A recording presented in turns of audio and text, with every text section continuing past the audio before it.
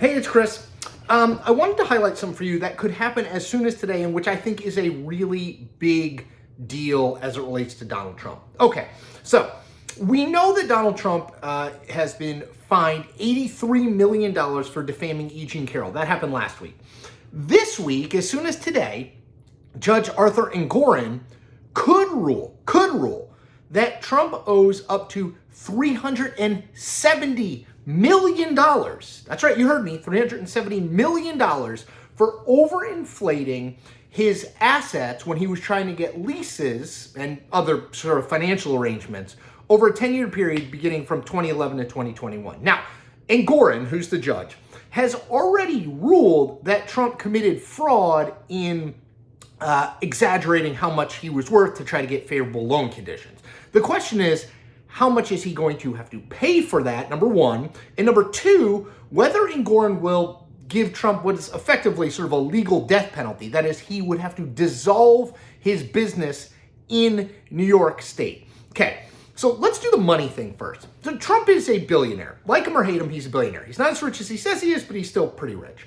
But Dan Alexander, who works for Forbes and who has written extensively about Trump's wealth and finances, said this week that Trump is liquid to the extent of about $400 million. Remember, Trump's wealth is in real estate, so it's in buildings, right? He doesn't just have tons and tons and tons and tons of cash just laying around. So $400 million. So do the math.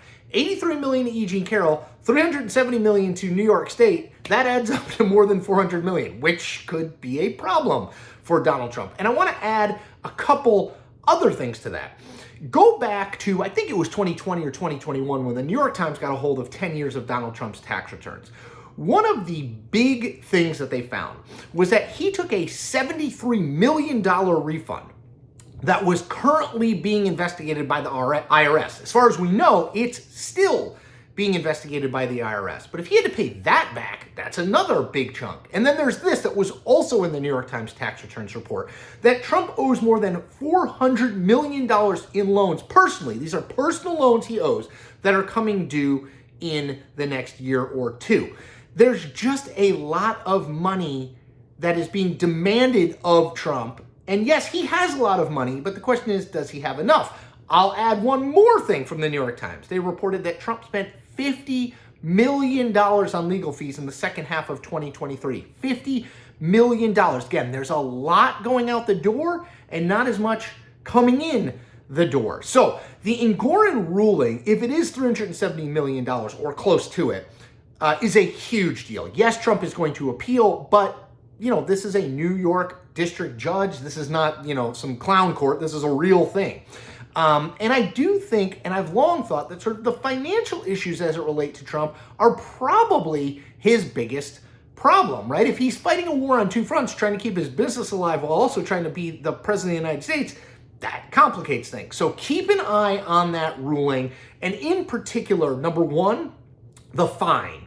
Is it $370 million? Is it $100 million? Is it zero? If it's zero, that's obviously a big win for Trump. And two, the dissolving of the businesses. Does Engoron say that Trump has to dissolve his businesses in New York? Basically a ruling that would say Donald Trump can no longer do business in New York. Keep an eye on both of those. And please, if you haven't already, subscribe to this or like this video.